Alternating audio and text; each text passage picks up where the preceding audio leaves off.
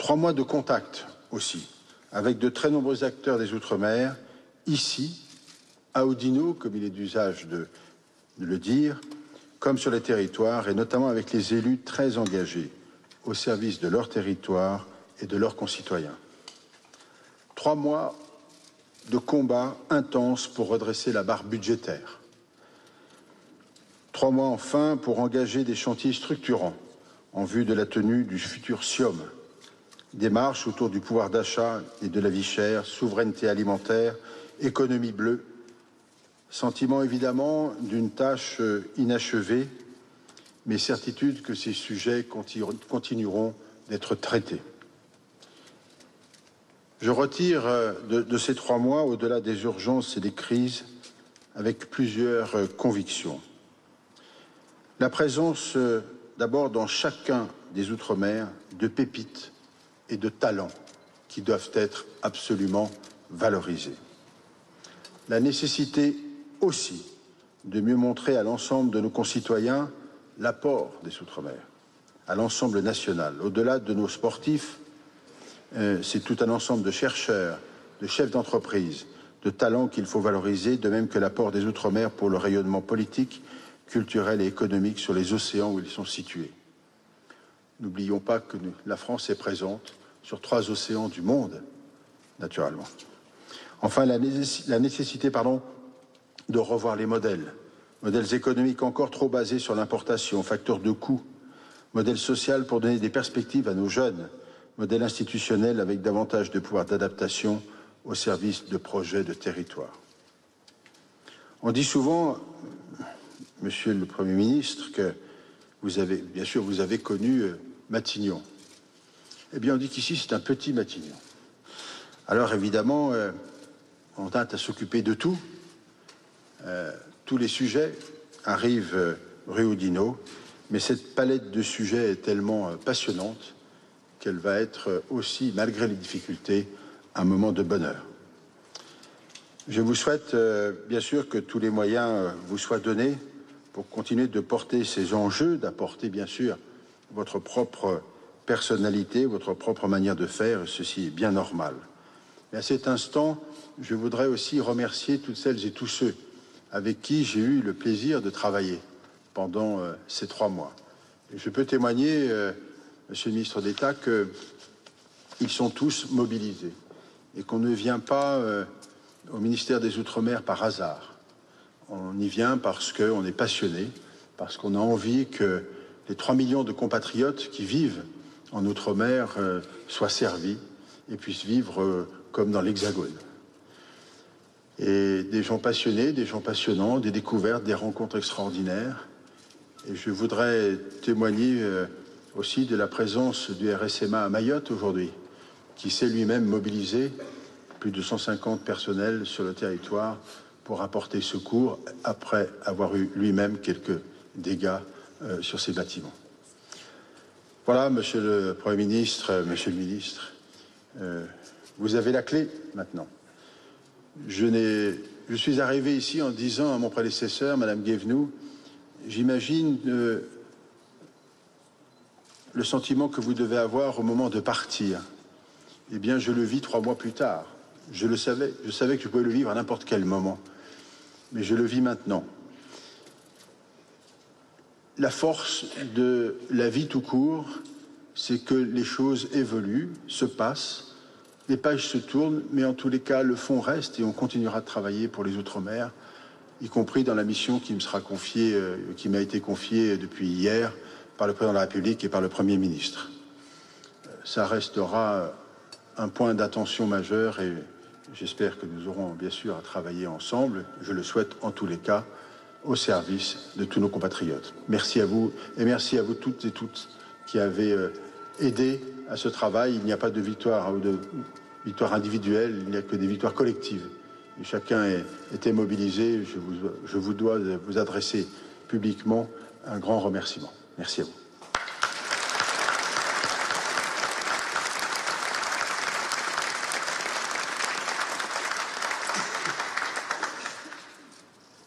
Monsieur le ministre, cher François-Noël Buffet, Mesdames, Messieurs,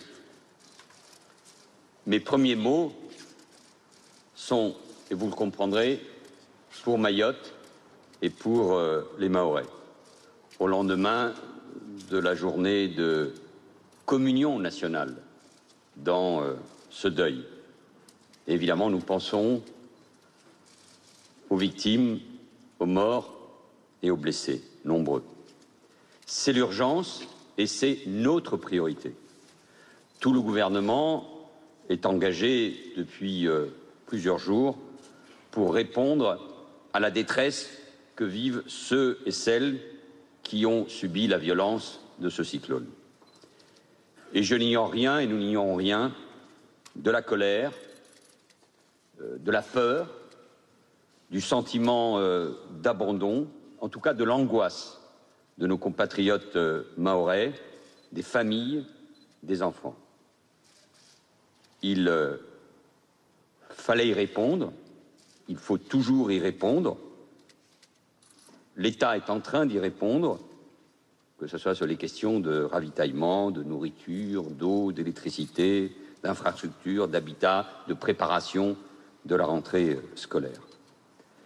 Nous l'évoquions, c'est long, difficile, complexe, mais l'engagement du président de la République et du Premier ministre est clair. C'est d'ailleurs l'engagement de la nation pour reconstruire Mayotte mieux et différemment. Et c'est aussi le sens de la loi de reconstruction qui, nous l'espérons, sera adoptée très vite par le Conseil des ministres. Et au fond, pour que les Mahorais se sentent vraiment entourés par le pays tout entier. Et je veux saluer l'engagement des services de l'État, des élus, des ONG, de tous les volontaires, vous l'avez constaté vous-même sur le terrain. C'est ça l'urgence. Urgence, d'ailleurs, défi, sont souvent les mots que l'on utilise pour évoquer les départements, les régions et les territoires ultramarins. Et je mesure la tâche qui m'est donnée, la responsabilité qui est la mienne. Je veux d'ailleurs penser également, puisque nous évoquons l'urgence, à la Nouvelle-Calédonie, nous l'évoquions, Monsieur le Ministre, ce territoire que je connais bien et qui est meurtri par les émeutes, les violences du printemps dernier, avec son cortège de morts et de blessés, ses fractures, ses divisions et une économie exsangue. Vous avez beaucoup travaillé, Monsieur le Ministre. L'État doit soutenir ces territoires. C'est pour cela que nous avons besoin d'un budget. Sinon, il risque d'y avoir davantage de difficultés, et pas seulement en Nouvelle-Calédonie. Et puis, il nous faudra construire avec tout le monde un chemin, un destin commun. Il va falloir être inventif et respectueux de chacun, et j'ose dire responsable. Et de ce point de vue-là, la Nouvelle-Calédonie a besoin d'un gouvernement le plus vite possible. Difficile de construire l'avenir sans un gouvernement pour l'archipel. Mayotte, la Nouvelle-Calédonie, partout, nous l'évoquions, l'attente est forte. Il y a des problèmes structurels, pensons à la vie chère, qui sont lourds dans des sociétés fragiles, fracturées et déstabilisées, à l'intérieur ou à l'extérieur. Chaque territoire, c'est ce qui rend passionnant ce ministère, est spécifique, différent, avec ses défis et ses atouts, avec une histoire souvent tourmentée, marquée par la colonisation, l'esclavage, le bagne, les discriminations, mais aussi belle. Je pense évidemment à celle de la France libre, celle de Félix Éboué, avec une langue, des cultures, des valeurs universelles, celle de la République qui nous rassemble. J'ai hâte vraiment de m'engager, de me rendre sur place, même si je n'ignore pas, vous parliez du temps, et je mesure la part de frustration, Monsieur le Ministre, Je n'ignore pas que la situation politique, paraît-il, dans l'Hexagone, je me suis renseigné, est instable, difficile et périlleuse. Raison de plus pour avoir accepté cette belle mission que m'a proposée il y a quelques jours le chef du gouvernement. Vous savez, peu de personnes, sauf ici, mesurent ce que sont réellement nos outre-mer. Vous en avez parlé très bien. C'est vrai que c'est là ou là-bas que les crises sont les plus dures, que les vulnérabilités de tout ordre sont les plus présentes et que les relations sont les plus complexes à construire. Avec ce sentiment que j'évoquais déjà, qu'on ne s'occupe pas d'eux et qu'ils sont abandonnés. Quand éclatent les émeutes, en Guadeloupe, en Martinique, en Nouvelle-Calédonie, quand s'abattent des cyclones ou des tempêtes, ces territoires se rappellent à l'Hexagone, à Paris. Mais quand se calme la fièvre, quand passent les tornades, ils retombent dans l'oubli. Et cela doit changer. Et d'abord et essentiellement pour les près de 3 millions de nos compatriotes qui vivent dans ces territoires. Et pour ceux originaires des Outre-mer, près d'1 million qui vivent dans l'Hexagone. Et c'est l'ancien maire d'Évry qui vous parle et qui connaît bien aussi ses compatriotes. Dois-je rappeler, mais vous l'avez fait, que ces territoires nous permettent d'être présents sur 5 continents et les 3 océans. Ils représentent le 2e domaine maritime mondial. 11 millions de kilomètres carrés, 10% de la biodiversité de la planète et 20% des atolls. C'est l'économie bleue. C'est évidemment un atout considérable que nous devons préserver et qui est convoité. C'est pour cela qu'il nous faut bien définir ou redéfinir la relation entre l'Hexagone et ces territoires. S'ils sont un atout, s'ils sont une force, eh bien, ils doivent avoir notre soutien. Je mesure donc l'honneur et la responsabilité qui me sont confiés par le Président de la République et le Premier ministre. Et vous en doutez, sur ce perron si familier, l'émotion est immense, intense. Femmes et hommes se bousculent dans mon propre panthéon personnel à l'heure où je cherche les mots à même de retranscrire cette émotion en rejoignant la rue Oudinot dans cette belle et nouvelle mission. Dans ma vie, à chaque fois que je me suis assis dans un conseil municipal, dans l'hémicycle ou au Conseil des ministres, je n'ai jamais été blasé. Et c'est toujours pour moi un immense honneur. C'est ça, être patriote. Je pense aussi à ces femmes et ces hommes d'État qui, dans cet hôtel de Montmorin, ont su écouter et comprendre les Outre-mer dans leur pleine et entière diversité. Je pense à eux, ces femmes et ces hommes d'État qui ont su réinventer les relations entre l'Hexagone et les territoires ultramarins, marins et malins, dans le respect et leur spécificité. Je pense à ces femmes et ces hommes d'État, enfin, qui ont mis les Outre-mer à leur juste place au sein de notre République. Ils ont leur portrait en noir et blanc face à la superbe Marianne noire. Ils furent les relayeurs d'une course au long cours dont le bâton m'échoit à présent. J'espère que ça va durer. De Louis Le Pinsec à Georges Paul-Langevin, de François Baroin à Victorien Lurel, jusqu'à vous-même, cher François-Noël Buffet.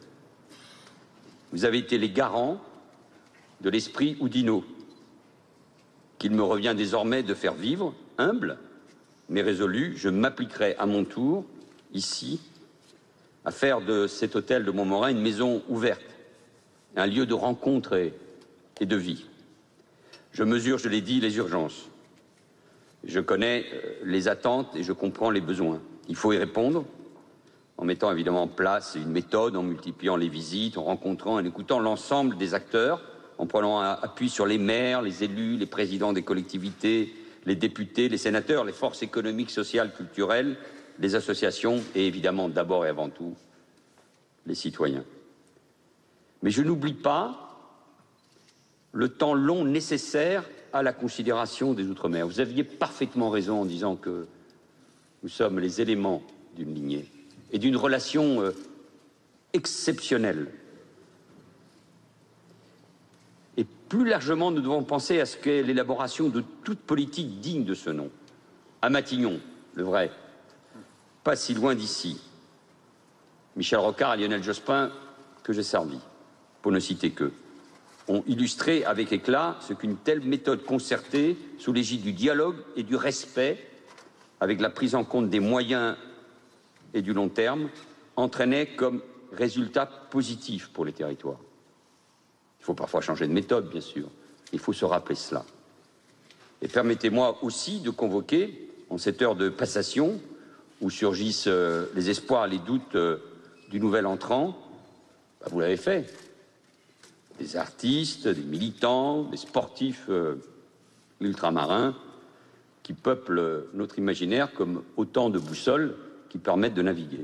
Et en effet, comment ne pas penser, parmi d'autres, à Aimé Césaire ou Maryse Condé, dont les textes sublimes me bouleversent, comment ne pas être inspiré au plus profond de son âme par les performances exceptionnelles des athlètes ultramarins des Jeux Olympiques et Paralympiques. D'ailleurs, on se rappelle souvent uniquement à l'occasion de ces grands événements sportifs des ultramarins. D'Althea Lorrain à Teddy Riner, en passant par Colivast, dont les vagues de sa Polynésie furent au centre de toutes les attentions pendant les Jeux, parmi les plus belles images. Comment ne pas évoquer ces Réunionnais de la Creuse aussi, dans le combat pour la vérité est indissociable de notre République. Alors, croyez-moi, l'ampleur de la tâche très concrète qui nous attend m'est tout sauf inconnue.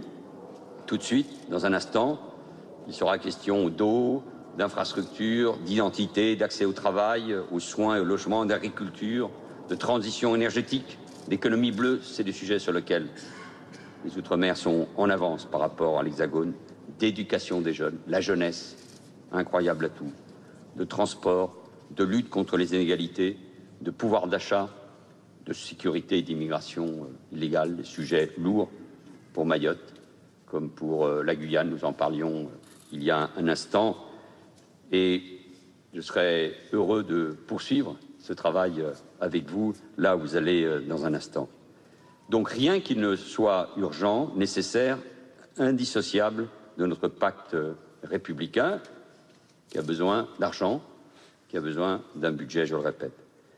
Vous ne l'avez pas cité, mais celui qui parlait du petit Matignon, c'était un certain Jacques Chirac. C'est un grand ministère de l'État, et je veux tous vous saluer. Et c'est pour cela que le Premier ministre a souhaité que le ministère des Outre-mer soit un ministre d'État, incarné par un ancien Premier ministre. Je ne sais pas si c'est un plus, mais en tout cas, ça m'oblige.